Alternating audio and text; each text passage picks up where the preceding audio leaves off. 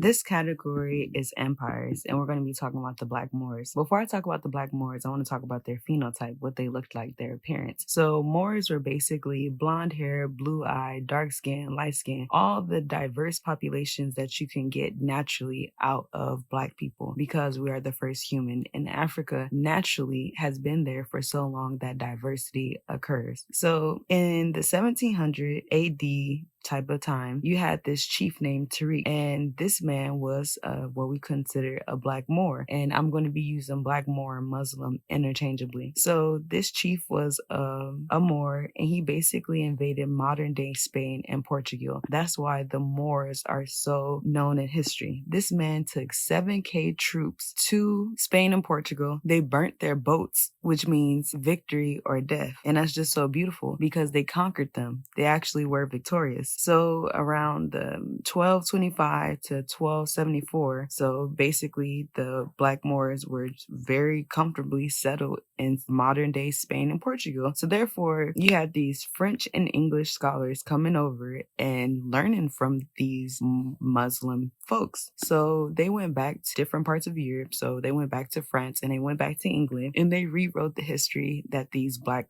Muslims had gave them. They rewrote stories, philosophies, and religious affiliations. They rewrote that for their own Catholic and Christian purposes. So then we can go into the 14th century. So in the 14th century, we had this Mansa, which also means emperor, king, or conqueror, and his name was Abubakari II. Abubakari II basically was a hella rich man that wanted to discover more land. So he decided to build 200 boats full of men, gold, water, and provisions. And he traveled over to what we know as the New World. So he basically was never heard from again. That's the record over in Africa. And there was only one boat to return. When the boat returned, the man had said, oh, they died. It was something fear-based. That's what he said. To me, it sounded like this man was probably scared. His men was scared. They didn't want to go. Maybe some people would died and lost their lives, but either way, they chickened out and came back around. I think that's what it was. So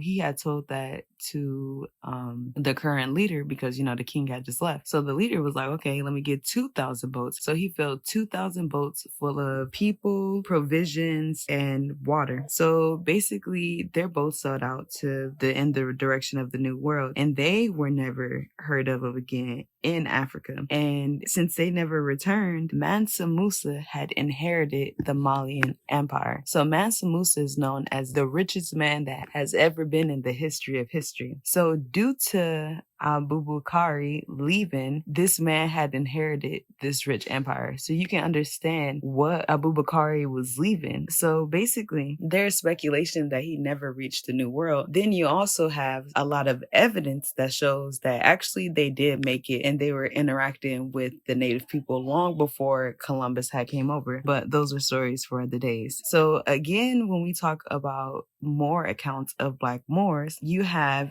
Christmas Day, 1552, and the first slave revolt in the Americas was 20 Black Muslims directly from Africa and put into the Hispaniola area. So when they were there, they killed their so-called slave masters, and after that, since they were already stuck on the island, they started killing more Spaniard and white people there that were trying to conquer the folks that were present. So you have them resisting dehumanization, and the word got back about how these Muslims were so aggressive with their lives and they refused to be dehumanized. So the Spanish and the Catholic Europe had decided, nah, let's not capture these Muslims no more because of their fight. But the human traffickers, they ignored those orders because they knew that the African Muslims were actually a very skilled class and very intelligent and literate. So they still kept catching them. So that's just a brief history of the Moorish Empire and how the Moors have spread around the entire globe.